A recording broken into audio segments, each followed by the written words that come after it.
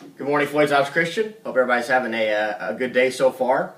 And I wanted to start out with a little story that I've experienced just from being around a really special guy. His name is Maurice Creek. And this is a guy that came into Indiana University, and he came in with one of the top recruiting classes. And I remember that he was probably one of the most talented of the bunch, and had some great games, could score a lot of points, and overall just a really great guy. And I can remember following him, on Facebook and Twitter and Instagram. And the reason I liked him so much is that you could tell how much faith that he had in the Lord. Every post that he had seemed like it had to do with God's goodness and God's grace and encouraging people to be better followers of Christ.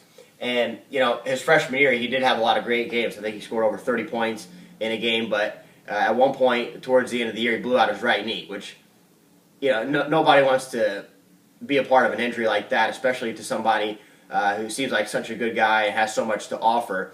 And I can remember that after about a year of rehab, he came back, and you could tell it just wasn't really the same player. And but still, you followed him on Instagram and Facebook, never lost a beat. Everything was praising God and just really trying to magnify His glory for all the blessings that He had given Maurice. And even when it was tough to see at the time with an injury, and then he came back, and not too long into that next try, he blew out his other knee. And, I was at the point, too, where I was a little bit questioning. It's like, how can this guy be so faithful to God and have so many things stacked up against him and maybe be put in a position where he'll never be able to play again? So I just thought it was really special how much trust that he put in the Lord through all those hard times. And, he never really had a chance to fully recuperate, but he took advantage of a fifth-year senior position where he could go and pretty much play at a college back home for 1 year at a place called George Washington. And I remember about a few months ago, I saw that they had uploaded a video, and his team was down 1 with about 7 seconds to go, and they just threw the ball into Maurice and let him go one-on-one, and he crossed over a guy and made this buzzer-beating jump shot. And that was really one of the proudest moments I had ever had for an individual athlete, because it really showed to me that when somebody puts their trust in God through really tough times, then there is going to be that silver lining, and there is going to be that next level of greatness that he could achieve. So he's had a great year, and I've really enjoyed watching every bit of it. And a lot of people, I try to tell his story, because I really do think that it's one of those great stories of God's redemptive power, and also just the fact that when you trust in the Lord through the tough times, then the great things are going to come. And a couple of correlating Bible verses I have today from Psalms 112. We're going to do verse 4 and verse 7. But verse 4 says, "Even in darkness light dawns for the upright, for the gracious and compassionate and righteous man."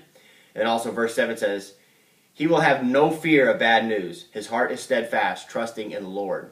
And I think that both of those go to say that, when you show that trust, it's a great thing. But when you show that trust in a tough time and a knowing time, and a time where there's things that you wish would be resolved, I think that is what really rings the bells in heaven as a really great thing, because I think that God obviously is very receptive to His followers, that when given a test, they still exhibit that great trust to move forward in the Christian life. And I thought that was a great example that I saw from Maurice Creek, and I'm certainly one of his biggest fans after everything that's happened. And I have a chance to read some of these devotionals each morning, which, if you ask my mom, she'd probably tell you I'm one of the worst morning people ever. But this Positive Quotations book, as well as this Jesus Calling devotional, which is really good. I mean, this is a great read on a daily basis. And I used to try to read it at night, and now I'm actually trying to read it a little bit more in the morning, just to get my day centered on Christ to start. And I try to underline some of the key sentences or key thoughts that I feel like are worth remembering. And one of the lines I had underlined is, "My light shines most brightly through believers who trust in me in the dark."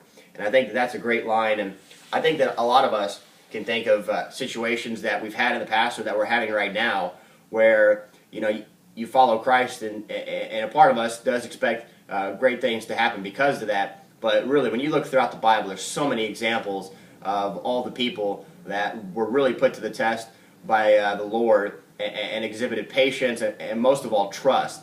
And I think that trusting in God, there's certain areas of our life where I think that we're more adept to allow God's hand to work, and I think there's other parts where I think a little bit of the prideful part of us says, you know what, I think I'll take care of this part of my life, but God can handle this, I can handle this. When in reality, I think that the Christian walk is a little bit of an opportunity to more and more put things more on God's side for His trust. And I think that as we further our walk with Christ, the more and more things that we entrust with Him, the better that our life's going to be, and the more centered on Him that it's going to be. So as we go to the communion table today, I just hope that we spend some time thinking about the one that we can trust the most, which is Jesus Christ. And I hope that throughout this week, we can put more and more of our trust in Him for a better walk. Hope you guys are having a great day, and I'll talk to you soon. Amen.